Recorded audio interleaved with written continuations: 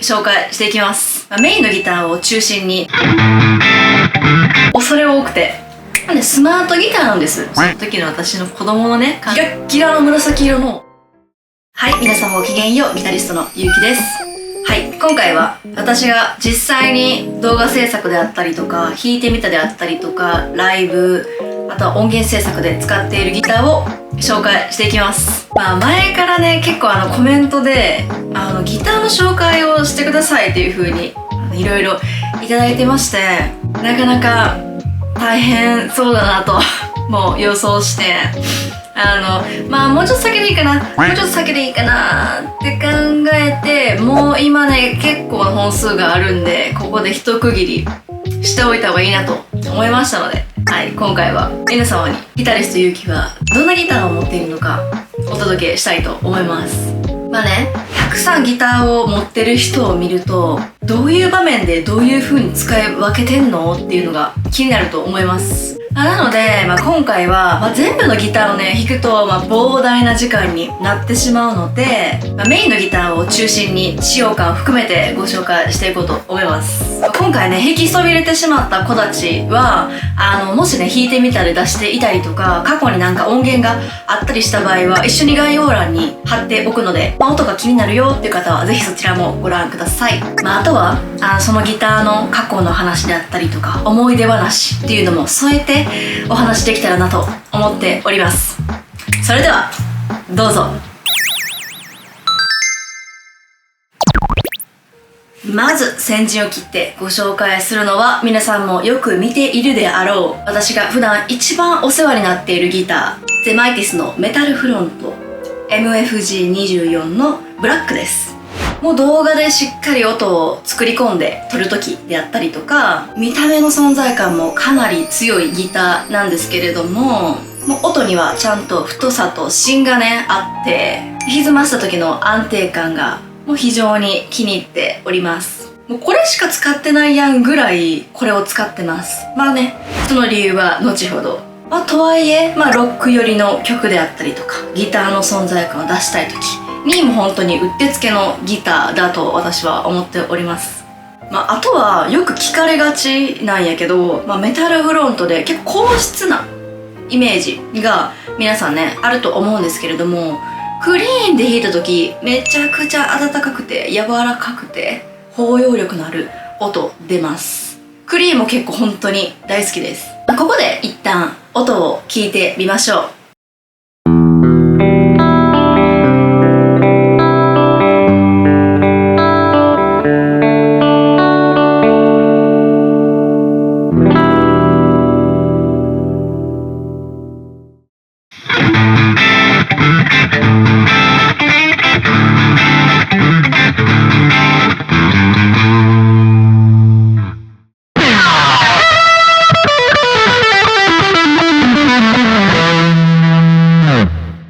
いかがだったでしょうか。もう普段からね私の動画を見てくださってたりとかライブ来てくださってる方はね、いつも聞く音、安心感っていう感じだったと思います。伝えたいことはね山ほどあるんです。このねギターについて細かい点であったりとかは、でもねそれはURL 貼ってるんでホームページを見てください。もうすごく長くなっちゃうんで、ここでしか聞けない話といえば私のこのゼマイティスとの思い出話になるんですけれども、昔ね私が高校生の時にやっぱね高校生帰り道寄り道と、これ定番なんです。でその時にやっぱもう軽音楽部に入っていたので、その軽音楽部のお友達と皆さんと共にね帰り道に楽器店に寄ってっていうのは結構よくあることだったんです。で、その時にちょっと気になってるエフェクターを店員さんに声をかけて試奏をさせていただいたりとか、あとは普通にブラブラ見て、スコアとか、譜面とかね見たりとかしつつ、やっぱりメインはねギターの本体をねざーっと見るのがすごい楽しかったんですよ。ちょっと高価なギターっていうのはフロアの部分がフローリングじゃなくてモフモフの赤いやつになってたんかな。でそういうちょっとここからは、ちょっといいゾーンですよみたいなところがあるんです、場所がね。でそこに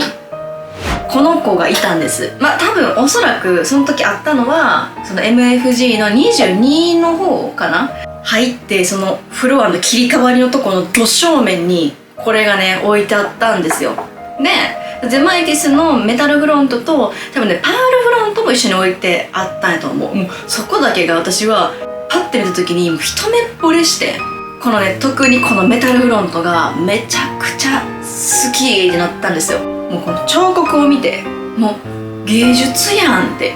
でも私美しいもの大好きなんです。高校生これ私思想させてくださいって言えませんでした。もう恐れ多くて。でこのギターをいつもちらっと眺めてゼマイティスのピックだけ買って帰ったという思い出があります。メタルフロントの柄のピックとパールフロントの柄のピック今も持ってます。それをね買って帰ったんです。その時はだからこれメタルフロント手に入れられてないんですよ。それで、なんやかんやね紆余曲折あってなんやかんやなんか音楽の道の方に行くことになってね、ありがたいことに。そうしたらなんやかんや神田商会の方に動画を見つけていただいて、うちのメタルフロントで弾いてみませんかということで、そこでこの MLC24 ブラックね、はい、こちらをご提供いただいたんです。もうね私連絡来た時ってここに来て伏線回収って思ったぐらい私の中ではすごいドラマチックな思い出のある一本なんです。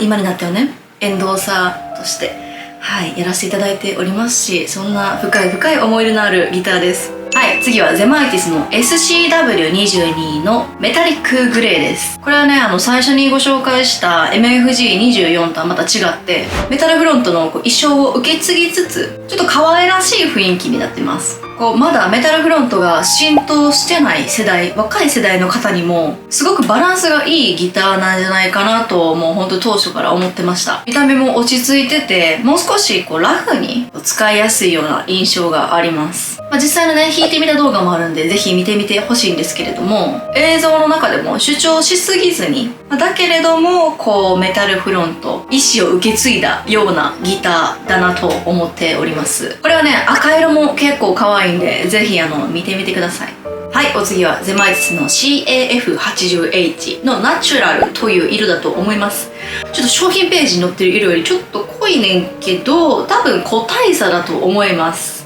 はい、これねエレアコです。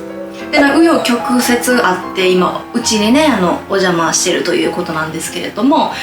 前ね組んでたバンドの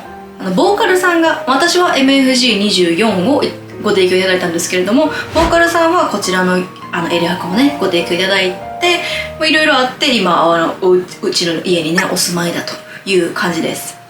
私はねアコースティックギターをねもう一本別に持ってたんやけど、それをねもうエレアコ1本あったら大丈夫でしょうってことでお譲りしたので、アコースティックの音が出したいなっていう時はもうこのエレアコ1本で頼らせていただいております。はい、次にご紹介するのがエンヤミュージックのインスパイアブラックです。これもね私の動画でぼちぼち見るギターだと思うんですけれども、スマートギターなんです。だからこのスマートギターの機能を持ちながらかなりね普段の普通のエレキギターに近い感覚で使えるギターになってます。私はねいつでもギターのビジュアルをね結構気にするんですけれども、マットな感じ、私もマットの黒めっちゃ好きで、もわーおもうビューティフルってなった。こういうねノブとかボタンとかアームの部分がシルバーじゃなくてちょっと黒みを帯びたシルバーなんていうの、そこまで色の統一感があるね。これがもう私は好き。機能的には、スピーカーがついていたり Bluetooth で接続できたり内蔵エフェクトがあるんで、アプリで作り込んだりもしながら練習とかアイデア出しにも使いやすいギターですね。音の印象としては、万能型っていう感じですね。特定のジャンルにおいてどっかのステータスがバーンと突出してるってよりかは全体的にフラットでどこの場面でも使いやすいみたいな感じです。ではここで少し音を聞いてみましょう。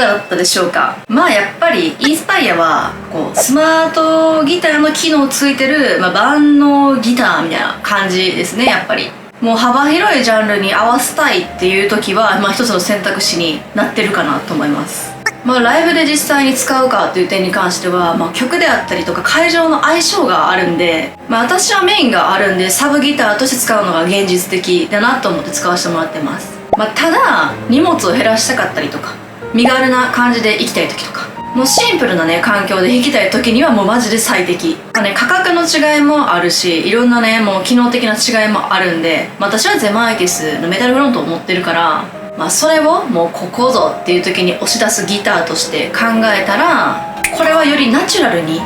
普段自然な気持ちで使いやすいギターっていう感じですね。はい、次は引き続きエンヤミュージックのソニック JT です。これもさっき紹介したインスパイアと同じスマートギターという立ち位置なんですけれども、ただ印象は少し違います。これはもう少しプレイヤー向けというか、もっと深みのある音作りであったりとか演奏表現に寄ったモデルだと思ってます。さっきのインスパイアと同じようにアプリとかプレセット使って音変えれるねんけど、もうこっちの方がはるかにアンプのモデルが多いし、音の作る幅も広いし、いろいろな音が試しやすいっていうのが特徴です。さっきのインスパイアが万能型としたら、もうこのソニック JT っていうのはその先を追求するギターという感じです。で、実際に音を聞いてみましょう。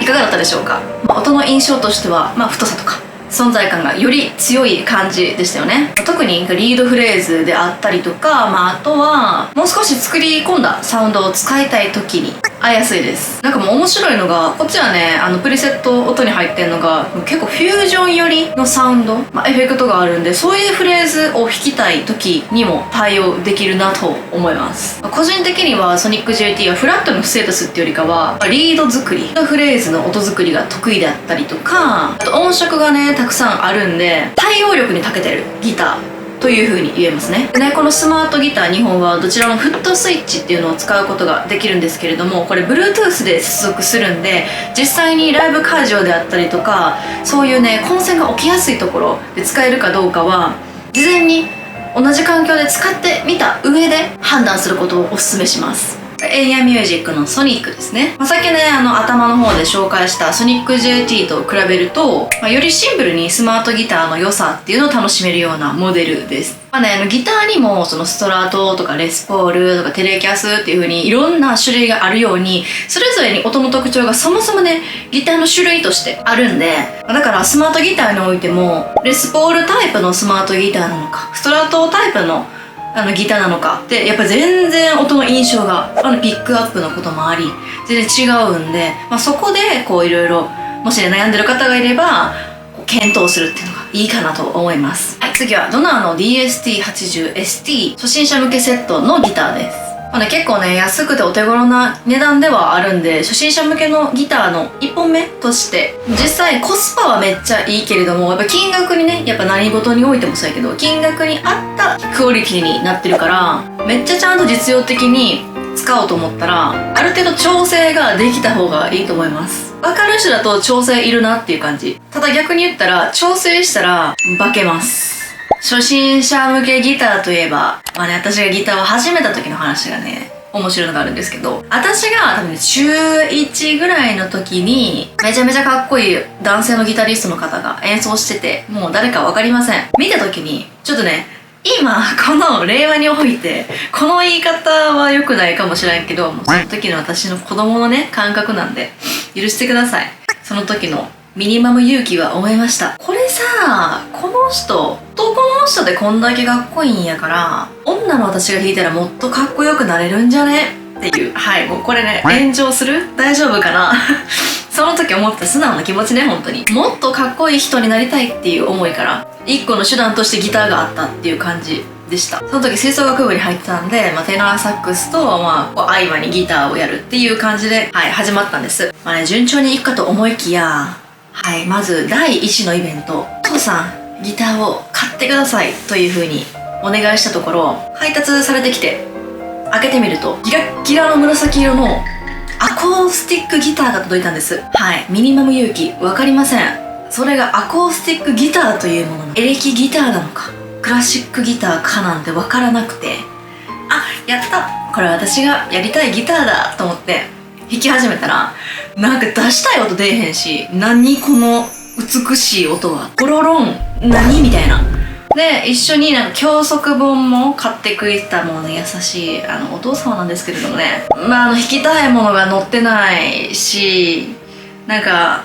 大事やけど、コードをじゃんじゃんじゃんみたいな感じあって、私はね、だからね、こういう経験があるから初心者なんですけど、何をすればいいですかって聞かれた時に、もう基礎からまずローコードからもうこの仕組みは分かった上で着実にやりなさいと私は絶対言わなくて、まず好きな曲を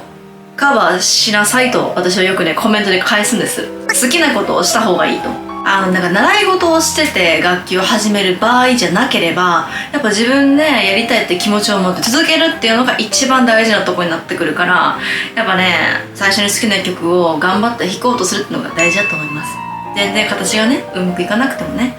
最初に好きになった曲もバリバリのメタルでちょっともう絶対弾けへんやんみたいな感じだったらちょっと考えてみてほしいけど、もっと簡単めで。そういう理論のもと私はそういう風に言うぐらいやから、1個目の挫折としては妥当だと思ってます。意外と早いで、復帰すんの。中2の途中で、これエレキギターじゃないやんけと思って。エレキギターやったらできる、やりたいと思えると思って、おそらくおじいちゃんおばあちゃんの、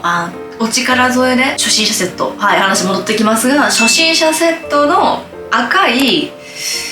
ストラトを買ったんです、その時で。ここからね、結構ね、バリバリやって普通に1曲弾けるようになって、で最初にエレキギターでカバーしたのはめっちゃ意外やと思うけど、グリーンのオレンジなんです。もうね、好きで、この曲が好きでね、その時はね、グリーンをよく聴いたりしてたんでね。あんまりね、うちの家系はバンドとかには詳しくなくて、私のお母さんはちょっと音楽の方の人やねんけど、お母さんはお家にはいなかったんで、もうね、本当に音楽の環境がない、もちろんバンドなんて聴きませんっていうとこやったから、やっぱ私が学校とかで先生が教えてくれた曲であったりとか、テレビで流れてる曲っていうところがね、私は音楽が好きになったんやけど、あとはね、実はインターネッ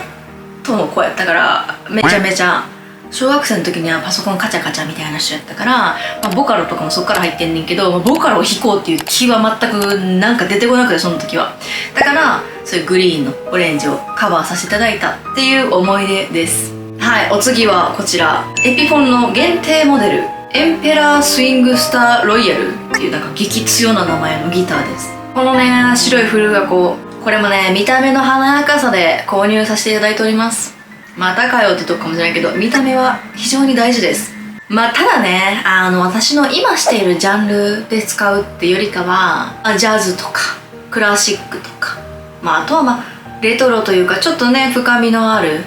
古風な音とか、そういうね、印象を出していきたい時に使えるギターですね。これはね、高校生の時に、高校1年生の時に買いに行きました。なぜ古箱と思うでしょう、皆さん。念願の入りたかった軽音楽部に入った高校生、ちょいミニマム勇気ですね。もうね、その時からね、闘志があったんです。もうすっごい数のね、部員がいるんですよ。うちのね、いた軽音楽部はすごい数の部員がいて、マンモス部ですよ、本当に。でもうね、一学年だけでも何人いたんかな。最初何人いた？一クラス超えてたぞ。2クラス分ぐらいいたと思うんです。その中で、大会に出れるような人材として選ばれるためには、最初の方のどれだけ爪痕を残せるかどうかっていうのがね、大事だと思うんです、私は。一つの意図的爪痕ストーリーとして、この古箱が上がってくるんですけれども、先輩の楽器とか見た上で大体一通り見て、はい、そういうことですね。はい。で、皆さんが書いたのも、はい、そんな感じですねっていう同期の希望とかも見つつ、絶対にガブランギターにしようと思って。で、絶対普通は選ばないでしょうってのにしようと思って選ばれたのがこのエピフォンの白いフルアコやったんです。見た目もね、かなりインパクトあるし、フルアコを使うのというところで、もういいか悪いかわからんけど多分爪痕残ってると思います。ある程度ね。先輩とかにも何このギターって言われたし、ちょっと弾かせてみたいな。っていうところから先輩との会話が生まれたりとか、いろいろ考えたんです。という思い出のギターです。はい、もちろんね、ロックをするにはちょっと難しい。適材適所なんで、もうね、ここは弾けないですよ。もう分厚すぎて、頑張って弾いてたけど。やっぱね、めっちゃ歪ませると、フルアコなんで、中でね、共鳴しちゃって、ハウリングの原因になるので、もうすごい爪痕を残したい人は私の後ろをついてきてくれても構いませんが、普通はおすすめしません。はい。はい、お次は、エイヤミュージックの X マリです。これもね、スマートギターという立ち位置なんですけれども、これ、ビジュアル大好きです。はい、ビジュアル大好きです。これね、コメントでもビジュアルめっちゃいいっすねって言われます。ここのね、やっぱね、このピックガードね、ここの柄がね、またいいんですよ。マットのね、黒に、この大理石みたいな、やっぱね、ちょいちょい黒であってほしいところが黒のパーツになってるのもまたいいですね。これもね、説明は省きますが、これ1本で説明してる動画があるんで、ぜひそちらをご覧ください。先ほどのスマートギターとはまた違ってね、すごいね、コスパがね、高いんです。安いし。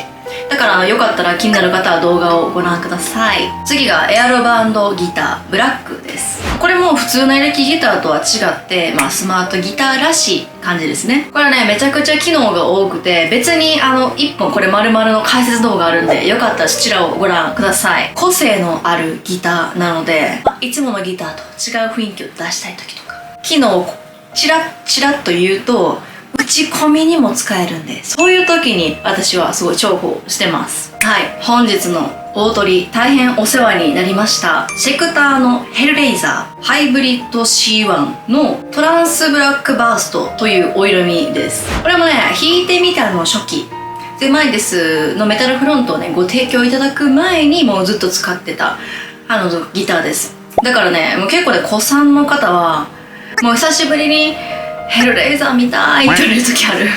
本当にね、特徴的な音なんです。もうね、見た目もさながら、もうすごい音もロック寄りで、EMG のピックアップやし、すごいね、重めのサウンドとか激しい曲を弾く時にもぴったりなギターです。だからステータスで言ったらロックとかヘビーメタルとかハードロック適性がベーンって高くて、逆に言ったらもうそんなジャズとかクリーンとかはやっぱ他のギターの方が長けてるなと思うぐらい、結構ね、攻めた尖ったギターです。もう私にぴったり、その点は。これもね、結構歴長くて、高校2年生とかに買ったギターかな。このギターとは、楽しい思い出もありつつ、結構ほろ苦い思い出も共に過ごしてきた、ギターなんで、思い出深いですね。結局ね、さっきのエピフォンの時も話したと思うねんけど、いろいろ、頑張った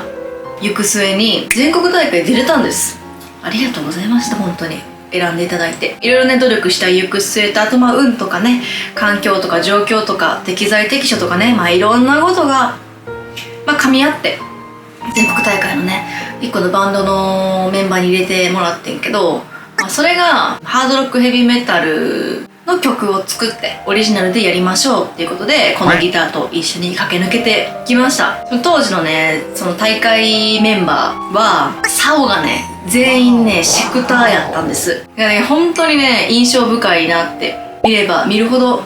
う喋り出したらキリがないほど思い出すので、以上で切り上げさせていただきます。それは、そういう話は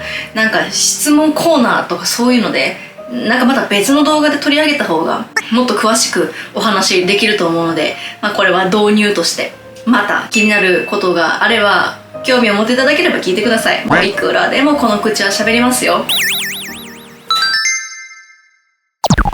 はい、以上私が所持している、使っているギターのご紹介でした。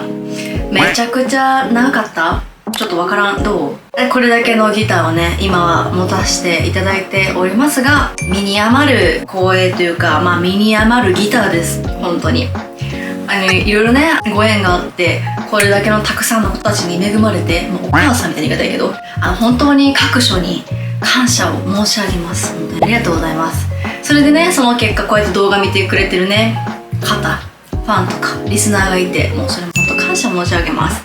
こんな感じでギタリストゆうきの音は作り上げられております。今回そのメインギターとか、過去によくね使ってたギターであったりとか、あとはね普通のギターではなくてスマートギターも何本かね登場したと思うんですけど、それはね本当に機能がもう多いので、大体ほとんどその1本で解説動画打ち出してるんで、概要欄のリンクか、もしかしたらカードね、上限があるんで打てたらそこをカード出しておくので、よかったら見てみてください。普通のエレキギターのみ1本で勝負してる人は視野がすごい広がると思います。はい。であとね、ほとんどのギター私何かしら音で撮ってたりするので、それも概要欄に該当のね動画があればリンク貼っておきます。よかったら見てください。これを機に全部紹介できてよかったです。本当に機能紹介というよりかは、ざっくりねこれだけあるギターをバーンとこう打ち出して説明するっていう感じやったから、機会があったら質問とかいただければ、その時に細かい説明とか、できたらいいなという感じです。それら商品ページも一緒に貼っておくんで、そこから見てもらえれば十分分かることもあると思うんで、よかったら参考にしてください。はい、以上です。今回の動画がいいなと思った方はチャンネル登録、高評価、ハイプをよろしくお願いいたします。そして私ギタリストゆうきはメンバーシップをやっておりますので、私のもっと細かいこととか人間的な側面とか知りたいなっていう方、もしくは同じような同士で交流したい方はディスコードで交流するところも設けておりますので、よかったらご検討ください。はい、では最後までご視聴いただきありがとうございました。ギタリストゆうきでした。バイバーイ。